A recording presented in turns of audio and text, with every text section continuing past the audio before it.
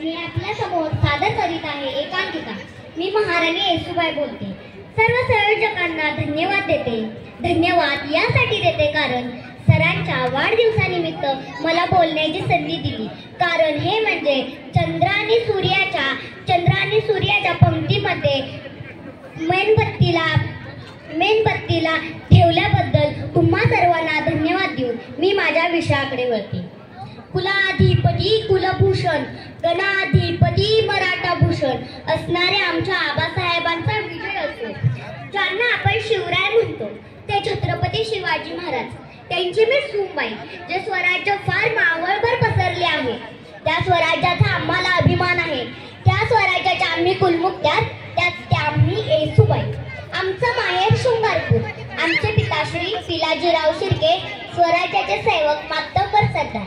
छत्रपतींनी आमच्या वडिलांकडे शब्द टाकला, म्हणाले, पिलाजीराव, आपल्या घरचे रत्न आमच्या पदरात टाकाल का? आपल्या राजाऊला आमच्या घरच्या सूनबाई करायचं म्हणतोय। आमच्या वडिलांनी होकार दिला। ते म्हटले, हे तर आमचे भाग्य महाराज।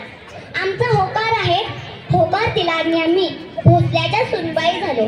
त्याबरोबरच संभाजी महाराजांच्या पत्नी झालो। आमचं माहेरचं नाव राजाऊ बरं का।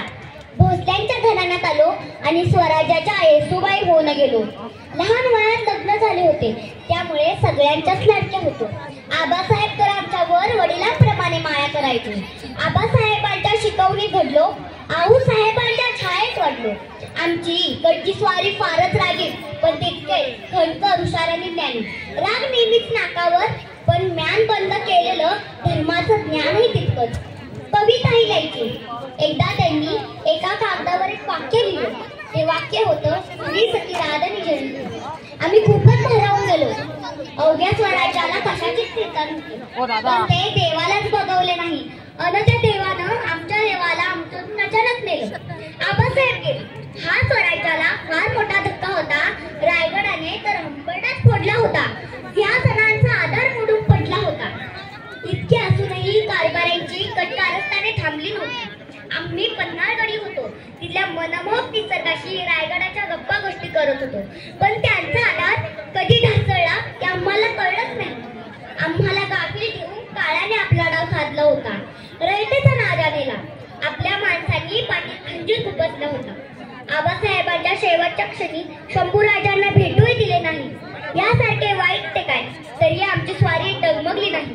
तेव्हा आम्ही त्यांची पत्नी आणि स्वराज्याच्या कुलमुखत्यार अशी दोन्ही नाती सांभाळत त्यांच्या मागे अगदी खंबीरपणे उभा राहिलो। आम्ही वाईट माणसाला, नाहीतर माणसातल्या वाईटाला विरोध करत राहिलो। राजाविना पोरक्या झालेल्या रायगडाला जवळ केले, त्याला पोटाशी धरले, तोही शंभूराजांच्या मागे उभा राहिला अगदी खंबीरपणे। आम्ही महाराणी येसूबाई झालो, स्वराज्याच्या महाराणी येसूबाई। स्वराज्याला पुन्हा एकदा पालवी फुटू लागली होती। वटलेली झाडे पुन्हा तग धरू लागली होती। आक्रोशाचा वनवा विजू लागला होता। शंभूराजांच्या कीर्तीचा डंका 10 दिशांना घुमू लागला होता। आता कुठे आपल्या माणसाकडे विश्वासाने बघायला शिकत होतो। आमच्या पोटी एक कन्यारत्न होतच। आता बाळशाहूच्या रूपानं पुत्र प्राप्ती झाली। आता स्वराज्याची घट्ट खोल रुजत होती, पण देवानं पुन्हा एकदा घात केला।